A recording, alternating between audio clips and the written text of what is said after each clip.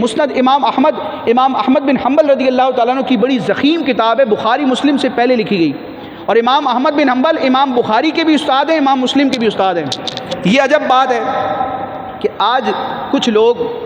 شاگرد کی حدیث، شاگرد کی روایت کردہ حدیث کو تو مان لیتے ہیں، لیکن اس شاگرد کے استاد کی بیان کردہ حدیث کو کہتے ہیں کہ اس حدیث کو ہم معتبر نہیں مانتے۔ بھائی امام بخاری کے استاد ہیں امام احمد بن حنبل، ایک حدیث بخاری میں بھی ہے، امام احمد بن حنبل کی مسند میں بھی ہے، اگرچہ سند کے اعتبار سے مجموعی من حیث المجموع بخاری کا درجہ اعلیٰ ہے سند کے اعتبار سے، لیکن اس کا مطلب یہ نہیں ہے کہ بخاری سے پہلے جو حدیث کی کتابیں لکھی گئی ان کی کوئی حیثیت نہیں ہے۔ تو بخاری میں وہ حدیث جس کو صحابی رسول سے بیان کرتے کرتے کرتے راوی امام احمد تک پہنچتے ہیں، امام احمد بن حنبل تک، وہ اگر مسند امام احمد میں ہو تو بعض لوگوں کو یقین نہیں آتا،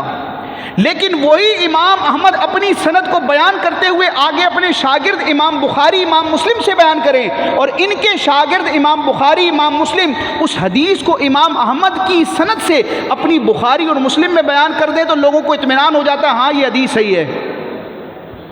یہ ایک عجیب معاملہ ہے۔ دیکھیں، محدثین کے نام کو نہیں دیکھنا،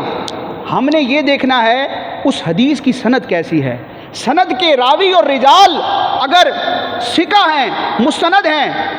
اور تمام تر شرائط پر پورے اترتے ہیں تو وہ حدیث مسند امام احمد میں ہو، صحیح بخاری میں ہو، صحیح مسلم میں ہو، یا ان کے علاوہ حدیث کی کسی کتاب میں ہو، سند اگر درست ہے تو وہ حدیث معتبر ہے۔